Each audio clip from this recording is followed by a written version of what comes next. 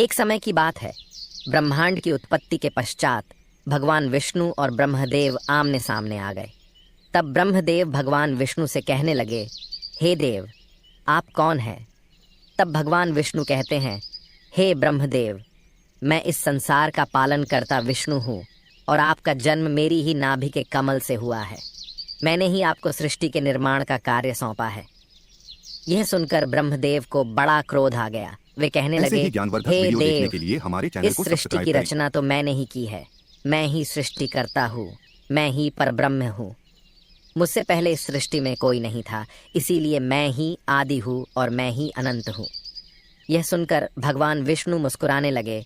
उन्होंने ब्रह्मदेव के मन में निर्माण हुए अहंकार को जान लिया और उन्होंने ब्रह्मदेव के अहंकार को तोड़ने के लिए युक्ति सोची।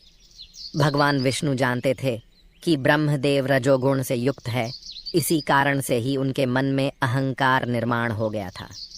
भगवान विष्णु ने ब्रह्मदेव का अहंकार तोड़ने के लिए भगवान शिव का स्मरण किया। तभी अचानक से उन दोनों के मध्य में एक श्वेत वर्ण का अत्यंत विशालकाय शिवलिंग प्रकट हो गया। वह शिवलिंग इतना विशाल था कि उसका ओर छोर दिखाई नहीं पड़ रहा था। उस शिवलिंग का न कोई आरंभ था और न कोई अंत था। उस शिवलिंग को देखकर ब्रह्मदेव आश्चर्यचकित हो गए और कहने लगे, ये विचित्र चीज क्या है जो इतनी विशाल काय है और इस स्थान पर किस कारण से प्रकट हुई है? इतना कहते ही भगवान शिव उस स्थान पर प्रकट हुए। भगवान शिव को देखकर ब्रह्मदेव कहने लगे, हे देव, आप कौन हैं और किस कारण से इस स्थान पर आए हैं? भगवान शिव कहने लगे, हे ब्रह्मदेव, मैं आपके मन की द्विधा को ही दूर करने के लिए यहाँ पर आया हूँ। ब्रह्मदेव कहने लगे, तो ठीक है, अब आप ही बताइए, हम तीनों में सर्वश्रेष्ठ कौन है? हम तीनों में सबसे पहले मैं ही आया हूँ, इसीलिए मैं ही ईश्वर हूँ। भगवान शिव कहने लगे, हे ब्रह्मदेव, आप श्रेष्ठ हैं या भगवान विष्णु श्रेष्ठ है, इसका प्रमाण अभी मिल जाएगा।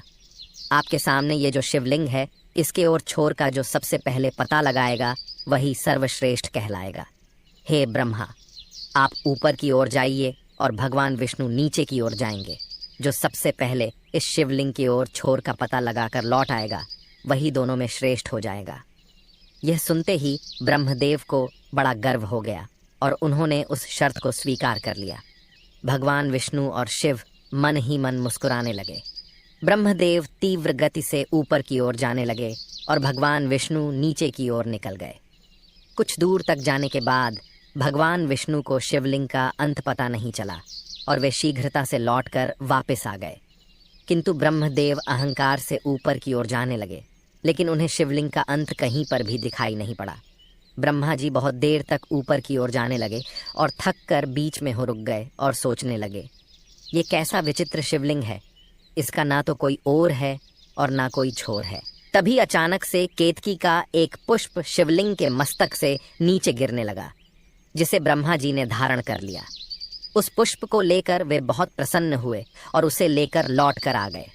अहंकार से भरे हुए ब्रह्मदेव ने उस पुष्प को भगवान विष्णु और शिव जी को दिखाते हुए इस प्रकार से झूठ कहने लगे, ये देखो, मैंने शिवलिंग के मस्तक पर रखे हुए इस केतकी फूल को प्राप्त किया है। आप दोनों के चित्त की शांति के लिए और मेरे कार्य को सिद्ध करने के लिए मैं पहचान के रूप में इस पुष्प को लेकर आया हूँ। ब्रह्मा जी के उस वचन को सुनकर भगवान विष्णु ने केतकी के पुष्प की ओर देखकर कहा, हे ब्रह्मदेव, इसका साक्षी कौन है जो यह बताएगा कि आपने शिवलिंग का अंत देखा है? इस विवाद को सुलझाने के लिए सत्यवादी, बुद्धिमान, पवित्र और निष्पक्ष व्यक्ति को ही साक्षी बनाया जा सकता है। ब्रह्मा जी बोले, इस समय पर इस बात की साक्ष्य देने के लिए कौन आएगा? जो बात सत्य है उसकी साक्ष्य तो यह केतकी का फूल ही बताएगा। इतना कहकर ब्रह्मा जी ने केतकी के फूल को साक्ष्य देने के लिए विवश किया। तब उस केतकी के फूल ने भगवान विष्णु से झूठ कहा, हे भगवान विष्णु, ये बात सत्य है कि ब्रह्मदेव मुझे शिवलिंग के मस्तक पर से उठाकर लाए हैं। हे प्रभु, आपको किसी प्रकार का संदेह नहीं करना चाहिए। ब्रह्मा जी इस शिवलिंग के पार गए हैं।